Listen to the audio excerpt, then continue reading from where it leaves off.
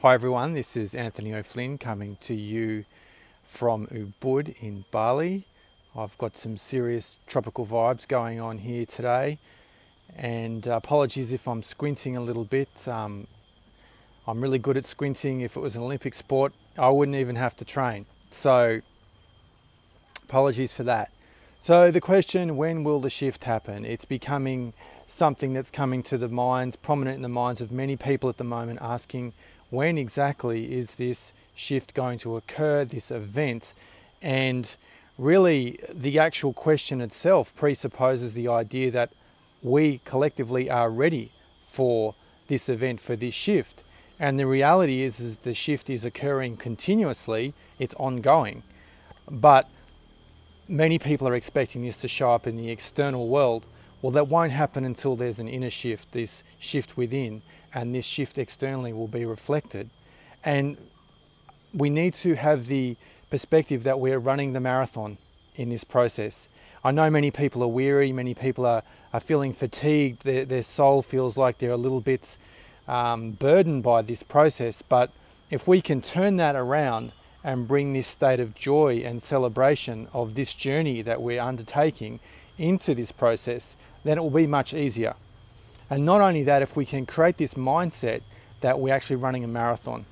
Many people are now focusing on these dates, that this date will happen, it passes, nothing happens, and it's diminishing their enthusiasm, their ability to run the marathon. So I would suggest changing the mindset with that and embracing the idea that this is a marathon and enjoying the journey moment to moment. Not only that, is that by having this expectation that the shift is going to occur at a certain moment in time, we're actually stopping it from occurring, because it's actually taking us out of reality of accepting what is actually occurring here and now. And that means we're out of alignment with reality itself, and the process that we're undergoing requires us actually to be present, because this is actually a connection to a state of timelessness.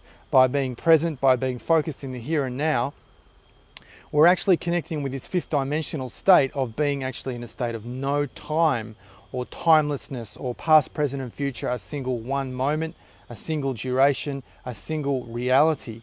And so for this reason, the concept of presence, of mindfulness, is actually paramount. It's one of the cornerstones of moving into this reality, is to let go of this expectation that events should unfold according to our little wants and desires, which of course there is a cosmic plan unfolding that is way, way beyond the scale of what we can perceive. And for this reason, I think we also need to address the issue that this paradigm shift really is going to fundamentally change everything in this reality, from our relationship to the earth, the environment, to how we view material resources, financial transactions, healing, education, medical issues. It is going to change absolutely everything, and particularly the real fundamental issue is, why am I here? What was I taking this physical body for to do in the first place?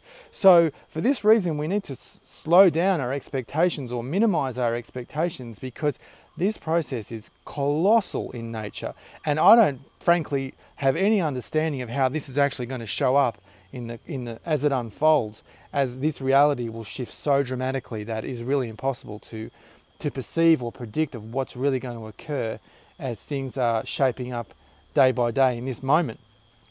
But not only that, this idea of presence, it's important to tune into the astral experiences, because it's opening the doorway to states of presence which are occurring, which is actually occurring in the astral. So if you're becoming conscious in the astral, even if it's for 1 minute, even if it's for 30 seconds, and there is this state of presence, go with it. Just stay with it.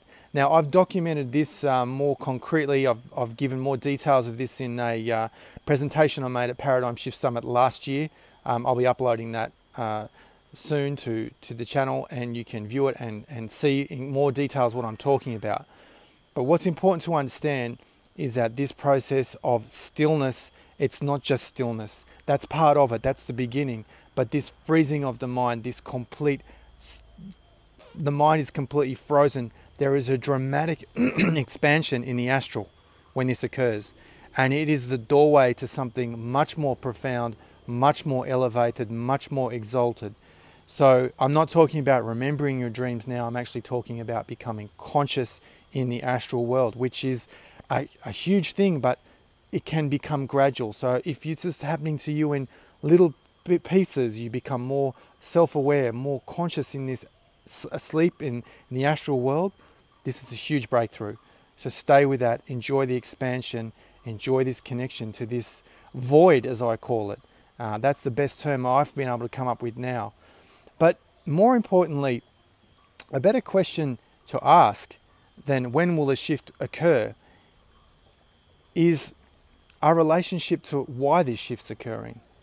And the shift is occurring because of this altered connection we have to vibration or frequency, which is outside of linear time.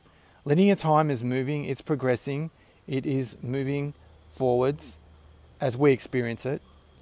But evolution, frequency, it doesn't have the same relationship. Frequency and consciousness does not have the same connection to linear time.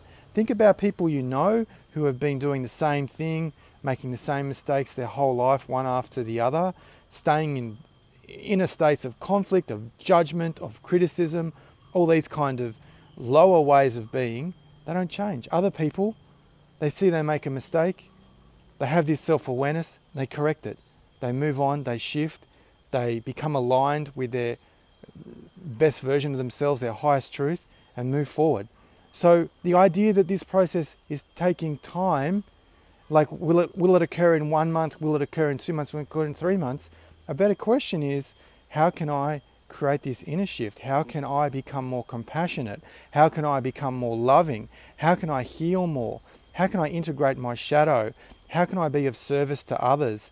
How can I accelerate my evolution? These issues I'll address in another video, but these are a better quality question because frequency then changes and we accelerate the process, which does not necessarily take linear time. Sure, the yogis refer to this process of evolution as occurring breath by breath, and this is true. But frequency, vibration is outside the realm of 3D time. And the more we try to quantify this as, well, surely the shift will occur at solstice or maybe in the equinox or these kind of things, then we are actually limiting ourselves and really coming from a place where we're not actually integrating what is really significant.